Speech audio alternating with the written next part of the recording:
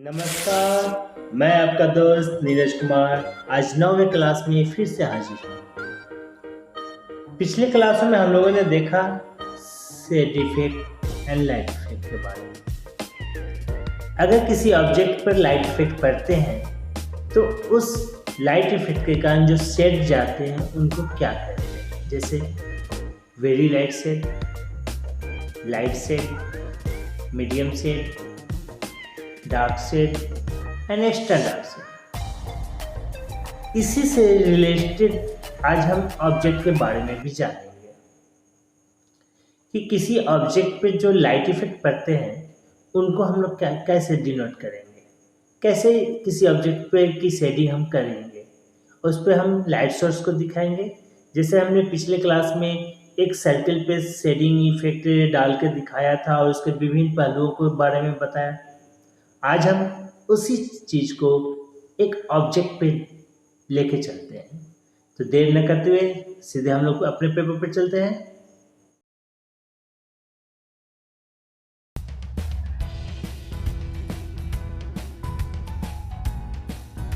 पिछले क्लासों में हमने शेडिंग के बारे में जाना, शेडिंग के विभिन्न पहलुओं के बारे में देखा और इस तरह से हमने नए तरह के शेडिंग के बारे में देखा। अब हम एक अलग इन सारे शेडिंग इफेक्ट को एक अलग ऑब्जेक्ट पे ट्राई करेंगे।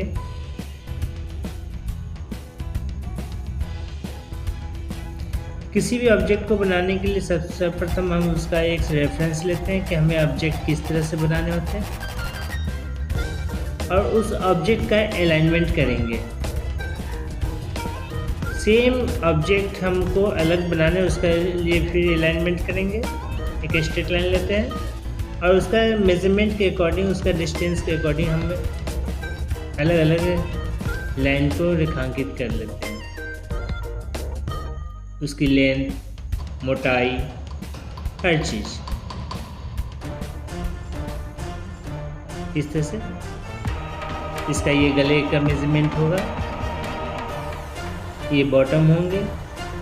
अब गले के जो ऊपर जो उसका फेस है उसका जो डिस्टेंस है उसके अकॉर्डिंग लेकर उसकी आउटलाइनिंग करते हैं। उस गले की मोटाई की भी आउटलाइनिंग इक्वली कर लेते हैं।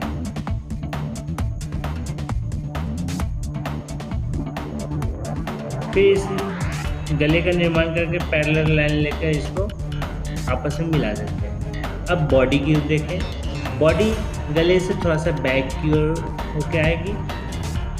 उसमें ये जो लाइनिंग जो है बॉडी की जो मोटाई है उसकी लाइनिंग खींचते हैं और दोनों तरफ से इन लाइन को आपस में मिलाते हैं। फिर पैरेलल डिस्टेंस लेते हुए इन दोनों लाइन को आपस में मर्ज कर देंगे। अब बॉटम का निर्माण करेंगे इस तरह से। ऑब्जेक्ट निर्माण हो जाने के बाद जो अब इसमें जो एक्स्ट्रा लाइन है उसको इरेज कर लेंगे। अब देखिए इरेज करके हमारा पेपर बिल्कुल साफ हो रखा है।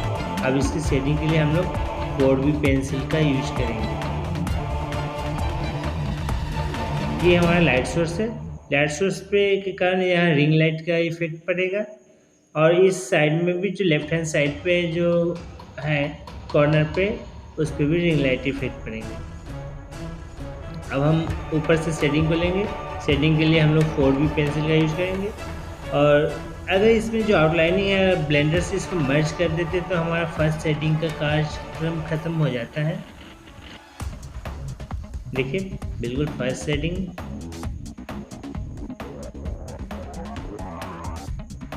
इस तरह से हम शेडिंग को कंप्लीट करते हैं। फिर सारे लाइन को आपस में मर्ज कर देंगे, ब्लेंड कर देंगे तो थोड़ी सी सॉलिड हमें शेडिंग में हो जाती है।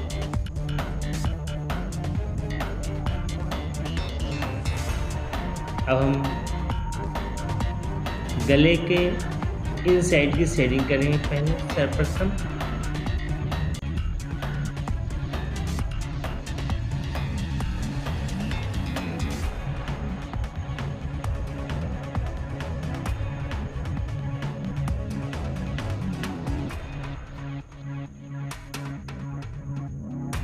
हम गले की शेडिंग करेंगे। लाइट इफेक्ट के कारण गले के ऊपरी पार्ट पे हल्की सी लाइट इफेक्ट आएगी। इसका जो रिफ्लेक्शन होता है इस सतह पर, रिफ्लेक्शन जो आ रहा है उसके कारण उस पर लाइट इफेक्ट पड़ेगी। उसको मद्देनजर रख के हम गले की सेटिंग करते हैं।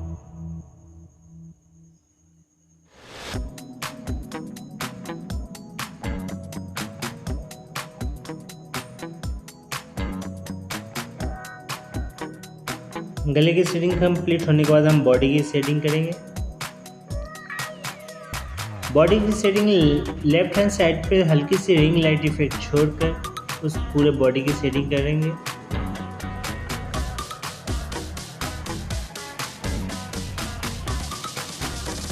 अब इस सेट को फर्स्ट को ब्रश से मर्ज कर देंगे आपस में, जिसके कारण जब सेकेंड बार इसकी इफेक्ट की सेटिंग करेंगे तो थोड़ा सा एक नेचुरल लुक, मिट्टी का नेचुरल लुक शो अप होगा।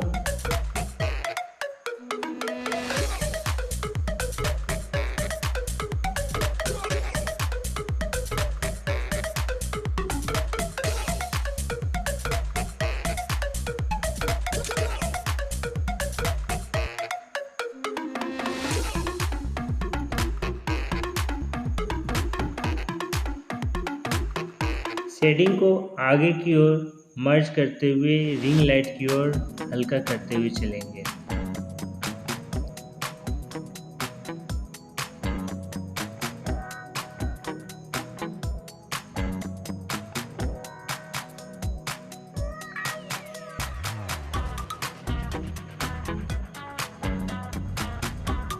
धीरे धीरे रिंग लाइट की ओर शेडिंग को हम हल्का कर रहे हैं। जिस डायरेक्शन से मेरा लाइट सोर्स आ रहा है उधर की ओर हम लोग डार्क टू लाइट की ओर ले जा रहे हैं।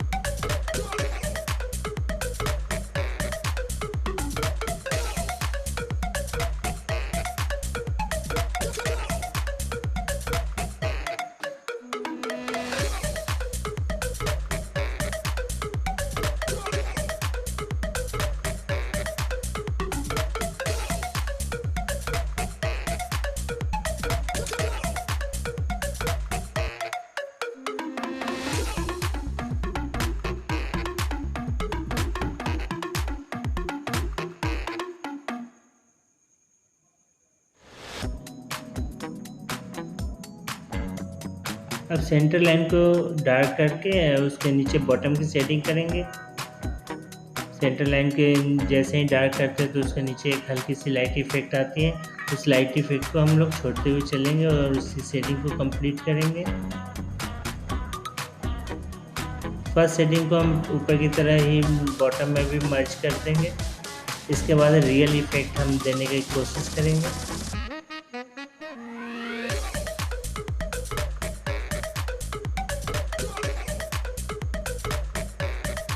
शेडिंग हमेशा ऑब्जेक्ट की मूवमेंट के अकॉर्डिंग ही शेडिंग करेंगे।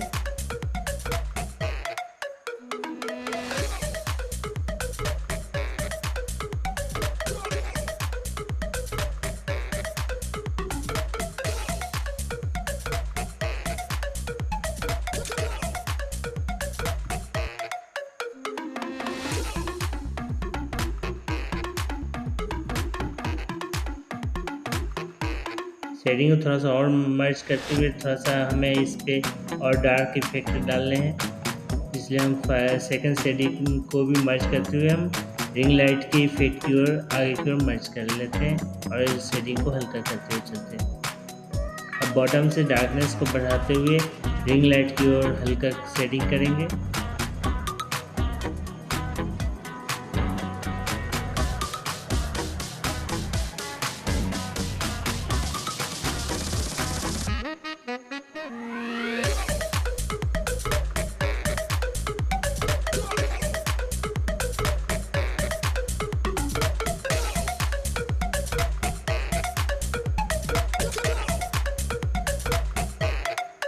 बॉटम से शेडिंग को रिंग लाइट की ओर मर्ज करते हुए बिल्कुल स्लाइटली हल्का करते हुए ऊपर की ओर चलेंगे,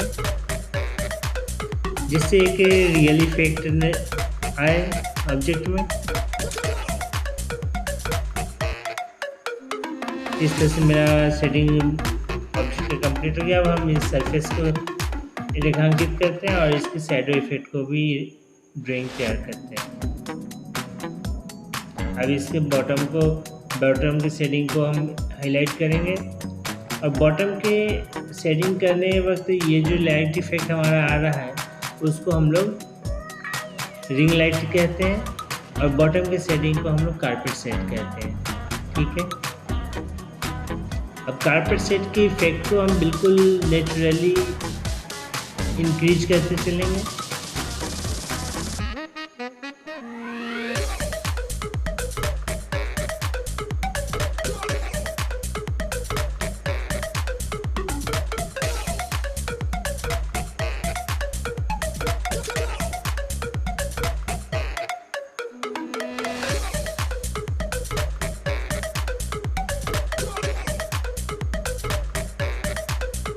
इस तरह से धीरे धीरे हम बॉटम से डार्क इफेक्ट को बढ़ाते हुए हम इस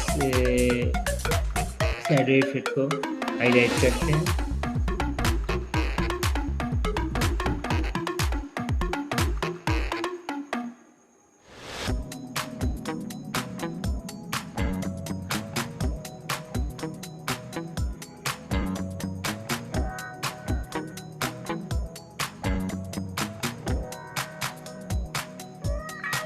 इस तरह हमारा शैडो इफेक्ट भी कंप्लीट होने को आया। अब कुछ पलों में हम इसको ख़त्म कर रहे हैं। इसका फाइनल टचअप देते हुए हम इसको कंप्लीट करेंगे।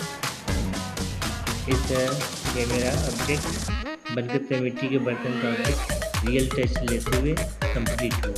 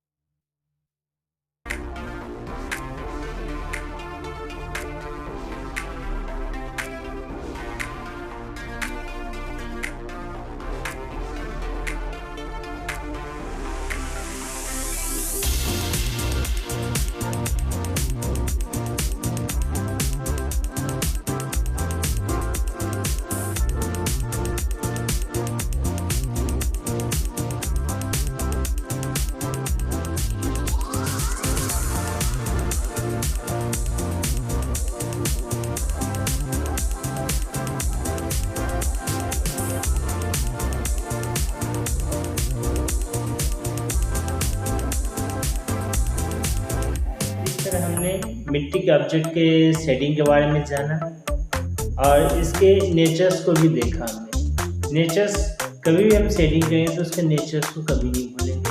ये मिट्टी का है तो शेडिंग करें तो ये मिट्टी के बर्तन दिखना चाहिए। अब नेक्स्ट क्लास में हम लोग एक डिफरेंट मीडियम के ऑब्जेक्ट के बारे में देखेंगे, उसकी शेडिंग के बारे में देखेंगे। तब तक के लिए गुड बाय।